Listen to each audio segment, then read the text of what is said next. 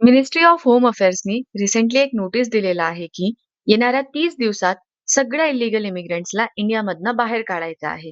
ही deadline सांगण्या अगोदरच काही भारतीय स्टेटनी हा काम करणं सुरू केलं होतं, जसं की राजस्थान, गुजरात. आता हा काम फक्त बॉर्डर स्टेटमध्येच नाही करायचं आहे, तर पूर्ण भारतात करायचं ठरवलेलं आहे. याकरिता प्रत्येक डिस्ट्रिक्टमध्ये डिटेन्शन सेंटर सुद्धा बनवले जातील, ज्यात इलिगल इमिग्रंट्सला डिपोर्ट करण्या अगोदर ठेवले जाणार. त्या डिटेन्शन सेंटरमध्ये ह्युमॅटेरियन नीडची बेसिक सगळी नीड असावी, याचा ऑर्डर सुप्रीम कोर्टने दिलेला आहे. दर महिन्याच्या 15 तारखेला एक रिपोर्ट बनवली जाणार, ज्यात रिपोर्ट केलेल्या इमिग्रंटचा डेटा ठेवला जाणार. तो डेटा ब्युरो ऑफ इमिग्रेशनच्या पोर्टलमध्ये असणार.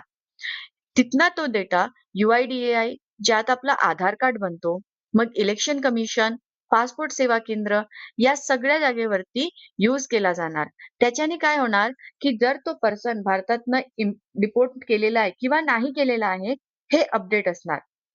अशा या सगळ्या सिच्युएशनमध्ये ना, मला जनरल बिपिन रावत सरांची एक लाईन लक्षात येते, की त्यांनी असं म्हटलं होतं, "इंडियन वॉर ना 2.5 फ्रंट वॉर असतो. 2 तर आपल्याला माहीत आहेत, की एक आहे पाकिस्तान, दुसरा आहे चायना. पण हा जो 0.5 फ्रंट आहे ना, या लोकांवर आपण ट्रस्ट नाही करू शकत. कारण जर आपण याच्यावरती अजूनही ट्रस्ट ठेवलं, तर दुसरं अमर जवान ज्योती होणं हे खूप पॉसिबल सिच्युएशन आहे."